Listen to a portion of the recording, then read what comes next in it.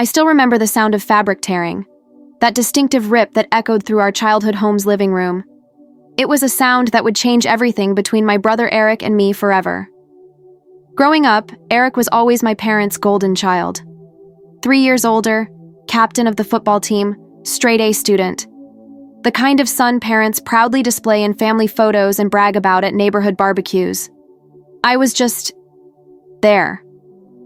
The quiet daughter who did well enough but never quite measured up to Eric's achievements. Our parents never tried to hide their favoritism.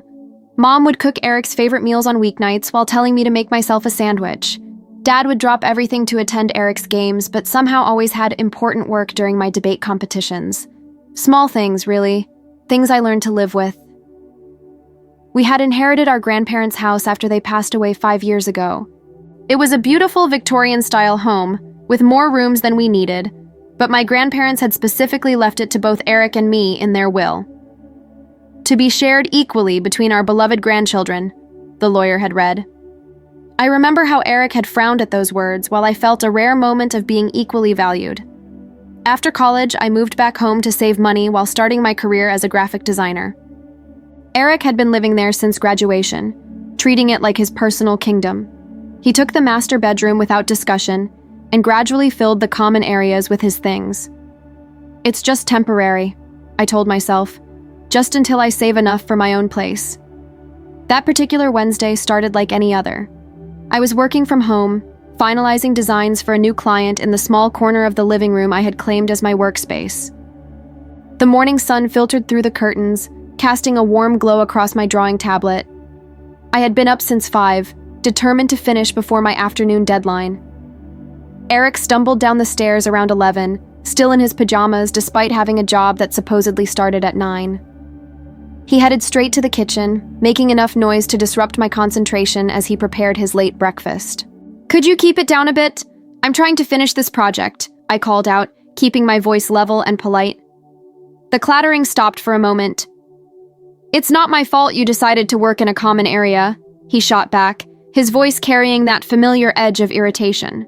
I bit my lip, took a deep breath, and returned to my work. This was normal. This was manageable. Just ignore him and focus. 20 minutes later, Eric dropped onto the couch behind me, the TV suddenly blaring with a sports recap show. I flinched at the volume but didn't turn around. "Eric, please. I have a deadline in 3 hours." "So go work in your room," he said, not bothering to lower the volume. "You know I need the natural light for color correction. Please, just for a few hours." He sighed dramatically, lowering the volume by maybe 2 notches. "There. Happy?" It wasn't nearly enough, but I knew pushing further would only make things worse. I put in my earbuds and tried to block out the noise, hunching closer to my screen. I didn't hear our parents arrive. They were supposed to be visiting for lunch, a rare midweek visit they had announced yesterday. I jumped when Mom's hand touched my shoulder. "Honey, we've been calling your name," she said, her eyes darting between my workspace and Eric, who was now standing, greeting Dad with a hug. "Sorry, I was focused," I said, removing my earbuds. "I didn't hear you come in." Mom's smile was tight. "Well, we brought lunch. Can you clear up your stuff? We need the coffee table." I glanced at my carefully arranged workspace. Moving now would disrupt my workflow completely, and I still had so much to finish. "Actually, I have a deadline. Could we maybe eat in the dining room instead? I just need another hour or 2. Dad frowned. "We always eat in the living room on Wednesdays. It's our tradition." A tradition that had started only 3 weeks ago when they began these midweek visits, but I didn't point that out. "Your work can wait," Eric said, already taking the takeout containers from Mom's hands. "Family comes first, right?" The way he said it, with that smug smile, knowing full well I was cornered, made something twist inside me. But I began carefully gathering my materials, making sure not to lose my progress. 10 minutes, I said. "I just need to save and organize these files." Eric rolled his eyes. "Always so dramatic about your little drawings." "They're professional designs, not little drawings," I corrected, my patience wearing thin. "And this project is paying half the utilities this month." "Girls, please," Mom interjected, using her plural girls despite Eric being very much a grown man. Let's not start. I turned back to my computer, quickly saving my work and organizing my files. Behind me, I could hear them arranging lunch, the familiar sounds of containers opening and Dad asking Eric about his job. Might be getting that promotion next month, Eric was saying. Johnson practically guaranteed it. That's wonderful, Mom exclaimed. Isn't that wonderful, dear? Always knew you had it in you, son, Dad added, his voice swelling with that special pride reserved exclusively for Eric's accomplishments. I shut down my computer and began gathering my drawing tablets, stylus, and reference materials. My portfolio, a leather-bound collection of physical designs I had recently printed for a client meeting, lay on the edge of the coffee table. As I reached for it, Eric stepped around me, his elbow catching the edge of the portfolio, sending it sliding off the table. I lunged for it, but too late. The portfolio hit the floor, pages spilling out across the hardwood. Eric! I couldn't help the exclamation as I dropped to my knees, quickly gathering the scattered designs. Oops, he said, not sounding sorry at all. Maybe don't leave your stuff everywhere. I gritted my teeth, carefully collecting each page and checking for damage. These were irreplaceable originals that I'd spent weeks perfecting. One had a bent corner now, another a small smudge where it had slid across the floor. You did that on purpose, I said quietly, not looking up. What was that? Eric's voice had dropped to that dangerous tone I knew too well. Mom jumped in. I'm sure it was just an accident. Now let's eat before everything gets cold. I finished gathering my designs, clutching the portfolio to my chest as I stood. I need to fix these first. I'll be back in a minute. As I turned to leave, Eric stepped into my path. Mom said it's time to eat. We stood there, facing each other. At 32, Eric was still physically imposing, 6'2" with the build of someone who still hit the gym regularly to maintain his glory days physique. I instinctively took a step back. I'll just be a minute, I repeated, trying to step around him. His hand shot out, grabbing the portfolio. What's so important in here anyway? Let's see these professional designs.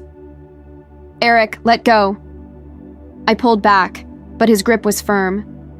Those are client materials! Eric, honey, just let her fix her things, Mom said, but there was no real authority in her voice. I just want to see what's so important that she can't have lunch with her family, Eric insisted, pulling harder on the portfolio. I didn't let go. Those designs represented weeks of work, my professional reputation, my chance to land bigger clients. The leather binding stretched between us as we engaged in this absurd tug of war. Stop it, both of you, Dad said, finally standing up, but making no move to intervene.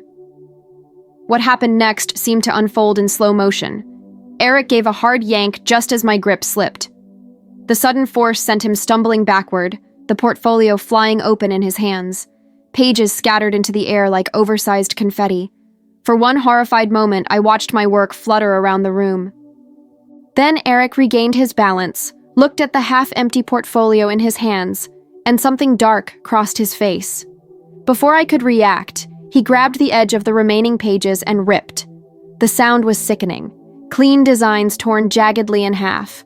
Weeks of work destroyed in seconds. Eric, Mom gasped. I stood frozen, watching as he tossed the ruined portfolio onto the couch. There, now you can join us for lunch. Something snapped inside me. 28 years of being second best, of swallowing my anger, of making myself small to accommodate his ego. It all came rushing to the surface. What is wrong with you? I screamed, lunging forward to gather the torn pages. Do you have any idea how long these took me? How important they are? Eric shrugged, that infuriating smirk on his face. Maybe you should have made copies. I looked to my parents, expecting, hoping, they would finally say something, do something. They stood there, uncomfortable but silent. Dad looked at his watch. Mom fidgeted with her bracelet. Aren't you going to say anything? I demanded, my voice breaking. He just destroyed my work. Mom sighed. Honey, I'm sure Eric didn't mean... Don't, I cut her off. Don't make excuses for him. Not this time. I turned back to Eric, fury burning through me. "You've always been like this, entitled, selfish, destroying anything that isn't about you." His face darkened. "Watch it." "Or what?" I challenged, past caring about consequences. "What more can you take from me?" I didn't see it coming. One moment I was standing there, clutching torn pages to my chest. The next, I felt his hands on my shoulders, shoving me backward. Hard. I stumbled, losing my balance, and crashed into my workspace. My laptop clattered to the floor. The back of my legs hit the edge of the coffee table, and pain shot up my spine as I fell awkwardly. The room went silent. I sat there, surrounded by the wreckage of my work, staring up at my brother.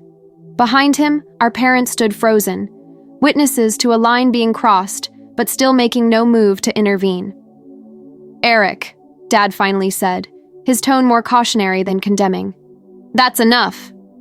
Eric stepped back, breathing hard, looking almost surprised at what he'd done. For a split second, I thought I saw regret in his eyes. Then it was gone, replaced by cold defensiveness. "She pushed me first," he said, the lie coming easily to his lips. I couldn't believe what I was hearing. I looked to Mom, to Dad, waiting for them to correct him, to acknowledge what they had just seen with their own eyes. Mom wrung her hands. "Maybe we should all just calm down and—" "No." I cut her off, slowly getting to my feet, ignoring the throbbing pain in my hip where I'd hit the table. No more calming down, no more pretending. I looked each of them in the eye. My brother, who had just assaulted me, my parents, who had watched and done nothing. "This house belongs to both of us," I said, my voice steadier than I felt. The will was clear about that, but I won't live like this anymore. I gathered what remained of my portfolio, clutching the torn pages and bent designs like the precious things they were. Without another word, I walked past them, up the stairs to my bedroom, and locked the door behind me. Through the door, I could hear them talking in hushed, urgent tones. Mom's voice rising slightly. "Should we go check on her?" And Dad's dismissive response, "Give her time to cool off." And then, worst of all, Eric's voice, casual and unconcerned. "She'll get over it. She always does." But this time he was wrong. This time I wouldn't get over it. This time everything would change. I spent that night researching tenant rights and property law until my eyes burned from staring at my phone screen. By morning, I knew what I needed to do. Our grandparents' will had left the house to both of us equally. We were joint owners, which meant neither of us could force the other out without legal intervention. But there were other options: partition by sale, forced buyout, legal remedies for unlivable conditions. I called in sick to my freelance meeting, something I'd never done before. Then I called a lawyer whose name I'd found on a tenant rights website. Her secretary said she had a cancellation that afternoon, 2 p.m. I took it without hesitation. Before leaving, I documented everything. I photographed my torn designs, the slight bruising on my hip, the mess in the living room. I recorded a detailed account of what had happened while it was still fresh in my memory. Then I carefully backed up all my work files to a cloud server and packed an overnight bag. I didn't know if I'd be coming back that night. Part of me didn't want to, but I also wasn't going to be driven from my own property that was legally half mine. Eric was gone when I left, presumably at work. My parents had texted several times, asking if I was feeling better and suggesting we talk things through as a family. I didn't respond. The lawyer's office was in a converted Victorian house downtown, not unlike our own home. A brass plaque beside the door read, "Patricia Alvarez, Family and Property Law." The woman who greeted me was in her 50s, with salt and pepper hair pulled back in a neat bun and eyes that missed nothing. "So, joint ownership issues with your brother," she summarized after I'd explained my situation, "and now escalating to physical confrontation." "Yes," I confirmed. "I have photos of my injuries and the damaged property." She nodded, examining the pictures on my phone. "The property damage is clear. The physical assault might be harder to prove without witnesses." "My parents were there," I said. "They saw everything." Patricia gave me a look that held years of experience with family dynamics. "And would they be willing to testify against your brother?" The question hung in the air. We both knew the answer. Probably not, I admitted. They've always protected him. She nodded, unsurprised. Tell me about the house. You said it was inherited?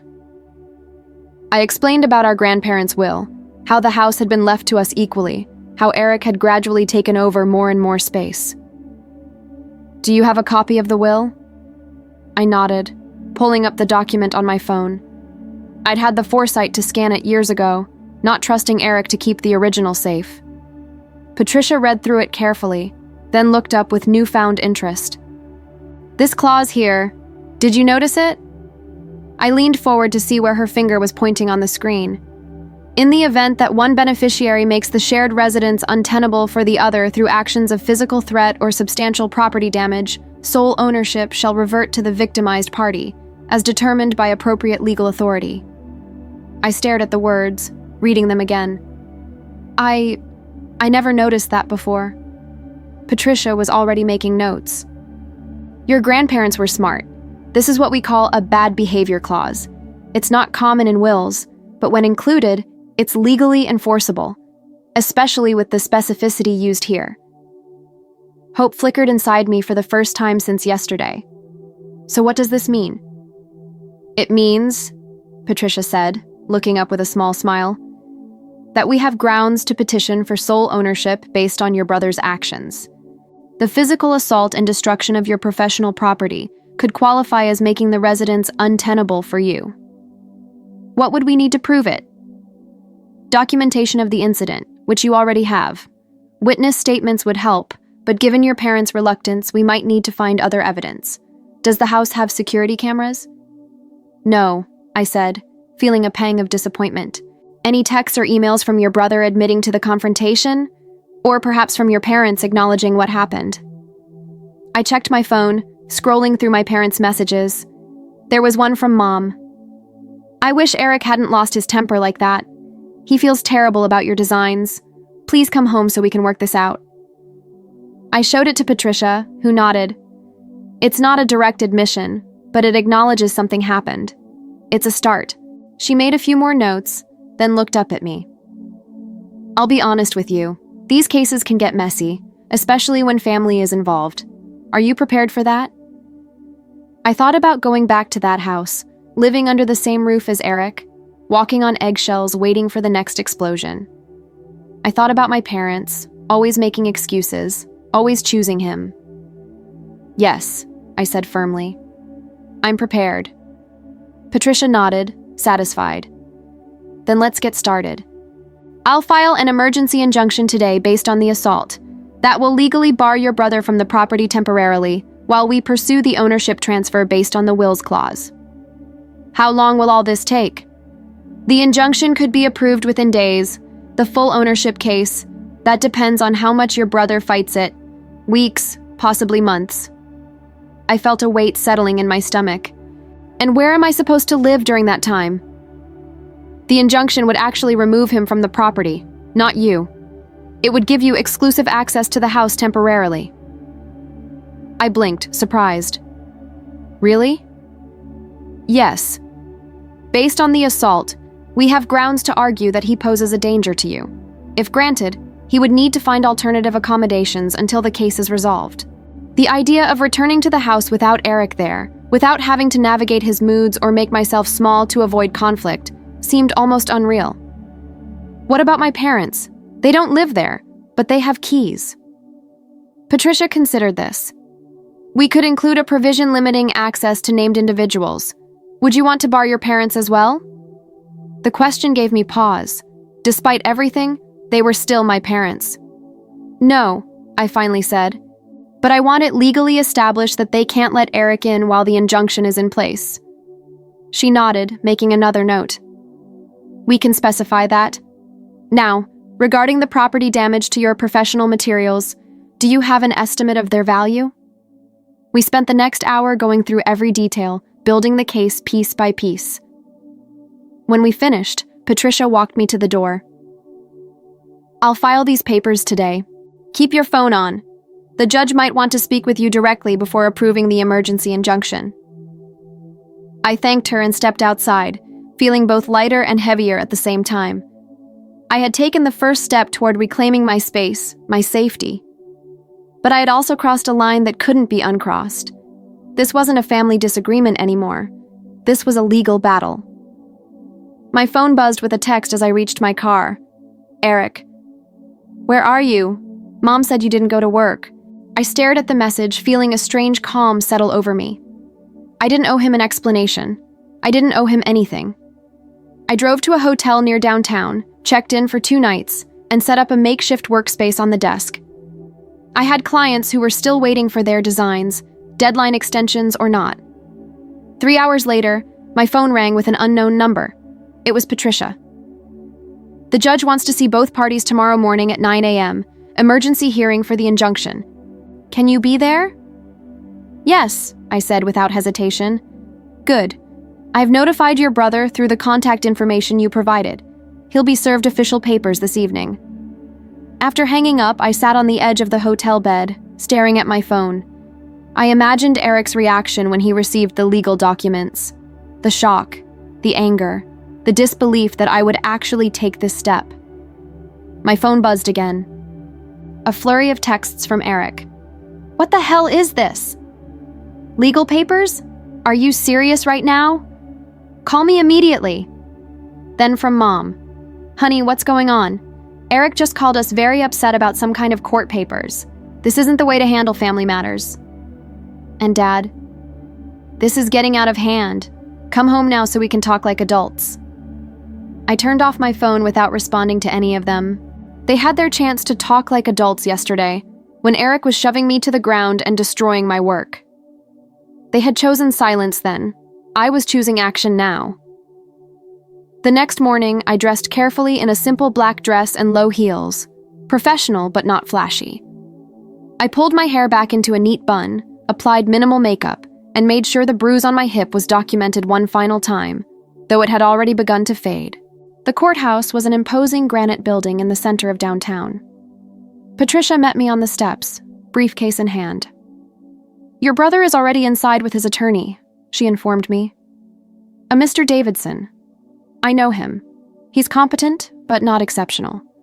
The judge assigned to us is Judge Merriweather. She's fair, thorough, and doesn't tolerate theatrics. I nodded, trying to calm the butterflies in my stomach. What exactly will happen in there? The judge will review the evidence for the emergency injunction, your statement, the photographs, your mother's text acknowledging the incident. She'll hear brief arguments from both sides, then make her decision regarding temporary exclusive access to the property. Inside, the courtroom was smaller than I had imagined, with dark wood paneling and rows of empty benches. This was a special hearing, not a full trial, so there was no jury, no audience, just the judge's bench, 2 tables for the opposing parties, and a few court officers. Eric sat at one table with a silver-haired man in an expensive suit, presumably Mr. Davidson. He didn't look at me as I entered, his jaw set in a tight line of anger. Our parents were nowhere to be seen. They can't be present for this hearing since they're potential witnesses, Patricia explained, noting my glance around the room. They'd be called to testify only in the full ownership case, if we get that far. Judge Merriweather entered, a stern-looking woman in her 60s with short gray hair and reading glasses perched on her nose. We all stood, then sat when instructed. This is an emergency hearing for case number 47293, petition for temporary exclusive access to jointly owned property based on allegations of assault and property damage, she announced, reviewing the papers before her. I've read the submitted statements and viewed the photographic evidence. I'll now hear brief arguments from both parties, beginning with the petitioner. Patricia stood.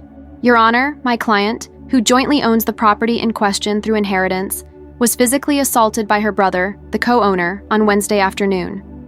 This assault occurred after he deliberately destroyed valuable professional materials belonging to my client. These actions have created an untenable living situation that threatens both my client's physical safety and professional livelihood. Judge Merriweather nodded. And do you have evidence supporting these claims beyond your client's statement? Yes, Your Honor. We have photographs documenting both the physical injury sustained during the assault and the destroyed professional materials. We also have a text message from the petitioner's mother acknowledging that an incident occurred where the respondent lost his temper. Additionally, The will that granted joint ownership contains a specific clause addressing this exact situation. The judge turned to Eric's attorney. Mr. Davidson, your response? Mr. Davidson stood, straightening his tie.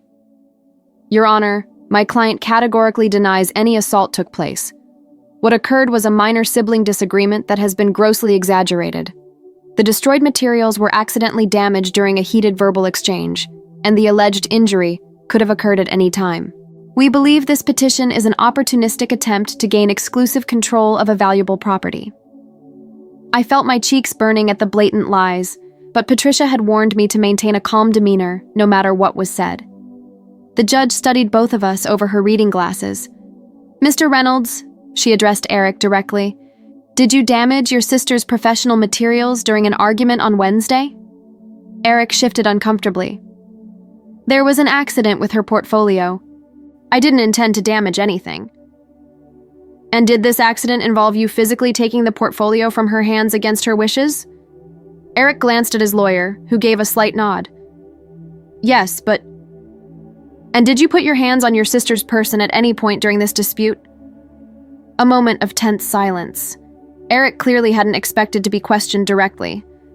I may have guided her away from me when she became agitated, he finally said. I had to bite my tongue to keep from reacting to this twisted version of events. Judge Merriweather made a note, then looked at me. Ms. Reynolds, these professional materials that were damaged, what is their approximate value? The physical materials themselves are worth about $3,000, Your Honor, I replied. But their value to my clients and my professional reputation is much higher. They were original designs for a major client presentation. She nodded, making another note. Then she looked at both attorneys. I've reviewed the will in question. The clause regarding untenable living conditions is quite specific and legally binding. Based on the evidence presented, I find sufficient cause to grant the emergency injunction. Eric made a small sound of disbelief, quickly silenced by his attorney's hand on his arm. Mr. Reynolds, the judge continued, addressing Eric directly. You are hereby ordered to vacate the property at 1842 Maple Street within 24 hours. You are to remove only your personal belongings. You are prohibited from entering the property without court permission until the full ownership case is resolved. Violation of this order will result in contempt charges. She turned to me. Ms. Reynolds, you are granted temporary exclusive access to the property during this period. Be advised that this is a temporary measure pending resolution of the ownership dispute. All jointly owned property within the house must remain undisturbed. With a firm tap of her gavel, it was done. The hearing had lasted less than 20 minutes, but it had changed everything. As we stood to leave, I finally made eye contact with Eric across the room. His face was a storm of emotions. Shock, anger, and beneath it all, a flicker of something I rarely saw there. Fear. For the first time in our adult lives, he wasn't in control. For the first time, there were consequences for his actions. Outside the courthouse, Patricia handed me a certified copy of the injunction. Congratulations on the first step. Now we prepare for the full ownership case. Based on that clause in today's ruling, we're in a strong position. I nodded, still processing what had just happened. What if he doesn't leave? Then he'll be in contempt of court. The sheriff can enforce the order if necessary, but most people comply rather than risk additional legal consequences. I thought about returning to the house, knowing Eric would have to leave. It felt surreal. What do I do now? Go home, Patricia said simply. It's your house now, at least temporarily. If he's still there, give him space to pack his things. If he becomes confrontational, call the police and show them the injunction. Do not engage directly with him. As I drove back to what was now legally my exclusive residence, I felt a strange mix of emotions. Relief, vindication, sadness. This wasn't how I had imagined things would go between Eric and me. Once, long ago, we had been children playing together in that same house under our grandparents' watchful eyes. Now, we were adversaries in a courtroom. When I pulled into the driveway, I saw both my parents' car and Eric's truck parked in front. They were waiting for me. Of course they were.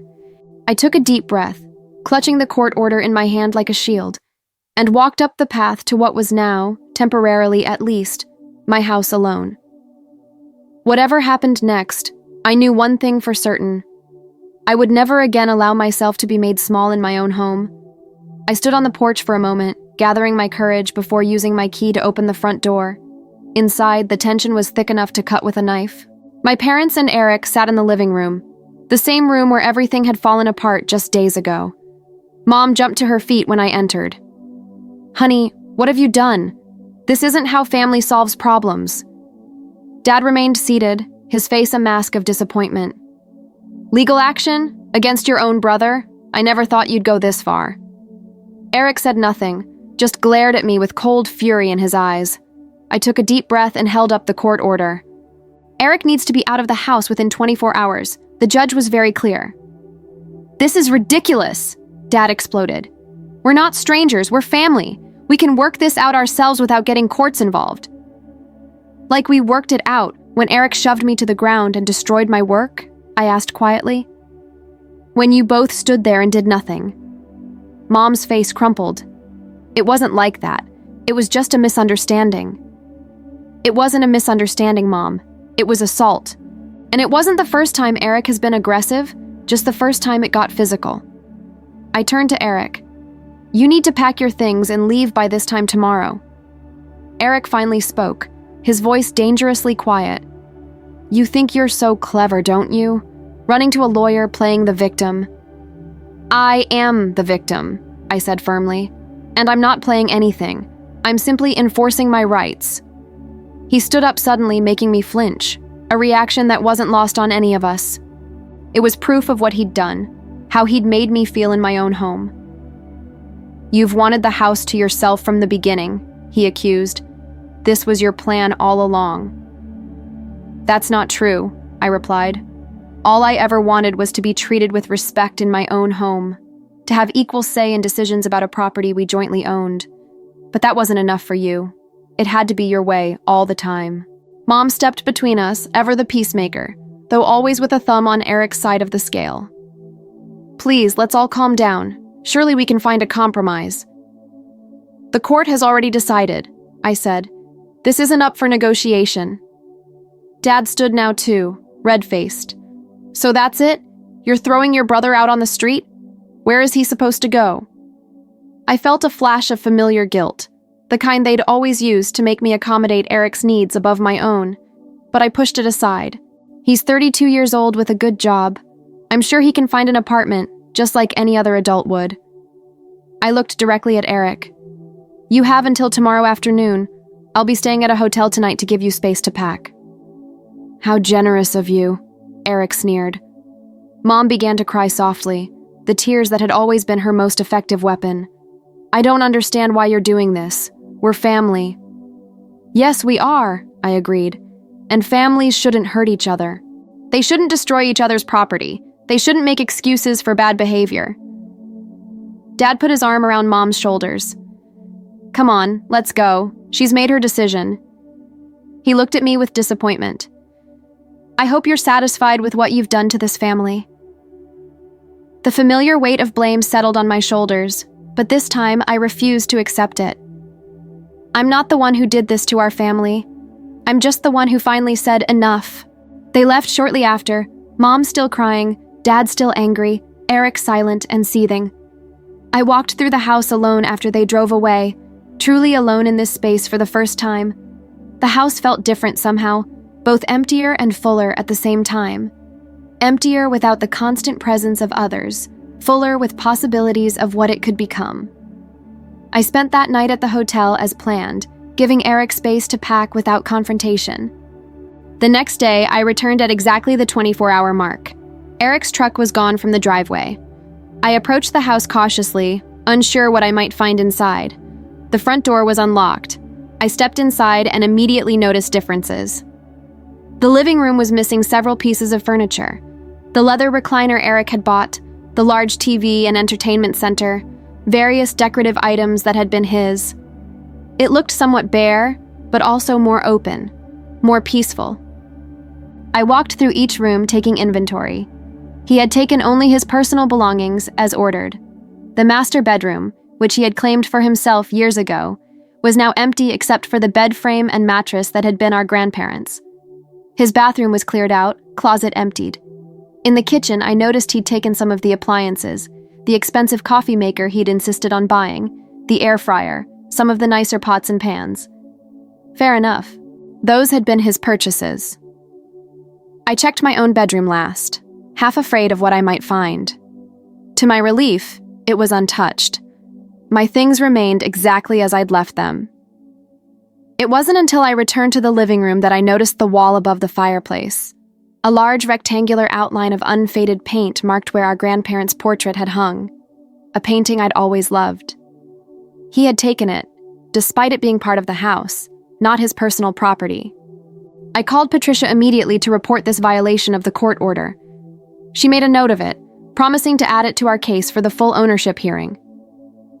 Other than the painting, did he leave the house in acceptable condition? She asked. Yes, I admitted. He took his things and left. No damage, no nasty surprises. Good. That's a positive sign. It suggests he's taking the court order seriously, even if he did push the boundaries with the painting. After hanging up, I stood in the center of the living room, turning slowly to take in the space that was now, temporarily at least, mine alone. The house felt different, larger, quieter, like it could breathe again. Like I could breathe again. I spent that afternoon rearranging furniture, reclaiming the master bedroom, and setting up a proper workspace in what had been a rarely used guest room. By evening, I was exhausted but satisfied. For the first time in years, every room in the house reflected my choices, my preferences. My phone had been buzzing with messages all day, mostly from my parents, a few from extended family members who had apparently been drafted into the drama. I ignored them all. This time was for me, to settle into my space without the weight of their disappointment or manipulations. The next morning, I woke early in the master bedroom, sunlight streaming through windows I'd opened fully for the first time in years. Eric had always kept the blinds drawn, claiming the morning light bothered him. Now the room was filled with a warm golden glow that reminded me of childhood mornings in this same house, when our grandparents had been alive and the home had been filled with love and acceptance. I made coffee in my own small coffee maker, not as fancy as Eric's, but it made a perfectly good cup, and carried it out to the back porch. The garden needed work after years of neglect, but I could see its potential. Our grandmother had been an avid gardener, and some of her perennials still struggled up through the weeds each year. With care and attention, it could be beautiful again. My phone rang as I was finishing my coffee. It was my mother. "I'm just checking to make sure you're okay," she said when I answered. "We haven't heard from you." "I'm fine, Mom. The house is fine. Eric moved his things out as required." A pause. "He's staying with us for now. He's very upset." I felt a twinge of the old guilt, but pushed it aside. "I'm sure he is. Your father and I think this has gone far enough. You've made your point. Can't you drop this court business now and work things out? Let Eric move back in?" "No, Mom, I can't. This isn't about making a point or punishing Eric. It's about creating a safe space for myself." "But it's his house too," she protested. "It was," I corrected, "until he made it an unsafe environment for me." "Did you know Grandma and Grandpa put a special clause in their will? If either of us made the house untenable for the other through physical threat or substantial property damage, the victimized party gets sole ownership. They anticipated this, Mom. They knew even then that Eric might do something like this." Silence on the other end of the line. Then, in a smaller voice, "They always did worry about his temper." It was the closest she had ever come to acknowledging the pattern of behavior everyone had spent decades excusing. "I'm not dropping the case," I said gently. "I'm seeing it through. Eric needs to face consequences for once in his life." After we hung up, I sat on the porch a while longer, thinking about my grandmother. She had been the one person who had always seen me clearly, who had never compared me unfavorably to Eric. Had she included that clause in the will, knowing someday I might need it? Had she been trying to protect me, even after she was gone? The thought brought unexpected tears to my eyes. I missed her suddenly, fiercely. I wished she could see me now, finally standing up for myself in the home she had loved so much. That afternoon, I channeled my emotions into action. I began clearing out the overgrown garden, pulling weeds and uncovering plants that had been struggling to survive. It was hard, physical work, but each root I pulled felt like removing another piece of the past that had been suffocating me. By sunset, I had cleared one small section near the porch. It wasn't much, but it was a start. I stood back, sweaty and dirt-smudged, looking at what I'd accomplished. Like the house, the garden would take time to heal, to become what it was meant to be. But the process had begun. Inside, I showered and changed, then ordered takeout from my favorite Thai restaurant, something I'd rarely done when Eric lived here, as he insisted he hated the smell of any cuisine that wasn't American or Italian. I ate on the couch with my feet up on the coffee table, another small freedom. As I was finishing my dinner, my phone rang again. It wasn't my parents this time, or Eric, it was Patricia. "We've been assigned a court date for the full ownership hearing," she informed me. 3 weeks from now. How are you settling in at the house?" I looked around at the space that was slowly becoming mine. "It's healing," I said finally, "for both me and the house." "Good. Keep documenting everything. Any contact from your brother, any pressure from your parents, it all helps build our case." After we hung up, I sat in the quiet house, thinking about the weeks ahead. 3 weeks until the final decision. 3 weeks of peace before facing Eric in court again. 3 weeks to strengthen my resolve and prepare for the battle I knew was coming. But for now, for tonight, the house was mine. And for the first time in years, I felt like I was home. The day of the hearing arrived with crisp autumn air and golden morning light. I dressed carefully in a navy blue dress, professional, dignified, nothing flashy. My hands trembled slightly as I fastened my grandmother's pearl earrings. Something told me she would want me to wear them today. Patricia met me on the courthouse steps, her confidence steadying my nerves. "Remember, the will's language is on our side. Just tell your truth." Inside, the courtroom felt larger and more formal than for our emergency hearing. My parents sat in the front row behind Eric's table, their expressions a mixture of disappointment and worry. To my surprise, my grandmother's best friend, Mrs. Whitaker, sat on my side, giving me a small, encouraging smile. Eric sat beside his lawyer in an expensive suit I'd never seen before, looking every inch the successful professional he portrayed himself to be. He didn't meet my eyes. Judge Merriweather entered and the proceedings began. "This case hinges on the specific conditions outlined in Clause 14B of the Reynolds family will," she stated clearly. "We are here to determine if those conditions have been met." My testimony came first. I described the incident exactly as it happened: the torn portfolio, the physical shove, my parents' failure to intervene. Mr. Davidson tried to paint me as resentful and vindictive during cross-examination, but Patricia's objections kept him focused on the relevant facts. Eric testified next, presenting a sanitized version where the torn portfolio was accidental and the shove was defensive. But Patricia's cross-examination was masterful, getting him to admit he had indeed deliberately damaged my property and put his hands on me aggressively. My parents' testimonies were painful to hear, full of minimizing phrases like sibling disagreement and mutual argument. When pressed about specifics, though, they couldn't deny what they had witnessed. Mrs. Whitaker was our final witness. "Margaret told me specifically why she included that clause," she testified. "She loved both her grandchildren, but she worried about Eric's temper. She wanted to ensure the house would remain a safe space, no matter what." After closing arguments, Judge Merriweather called a brief recess. Those 20 minutes stretched like hours as I sat silently beside Patricia, avoiding my family's gaze from across the aisle. When the judge returned, the courtroom fell silent. "In the matter of Reynolds versus Reynolds," she began, "I have carefully reviewed the evidence and testimony presented, as well as the specific language of the will left by Edward and Margaret Reynolds." She looked directly at Eric and me.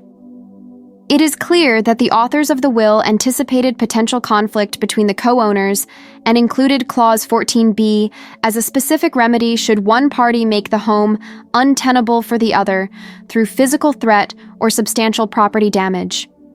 My heart pounded as she continued.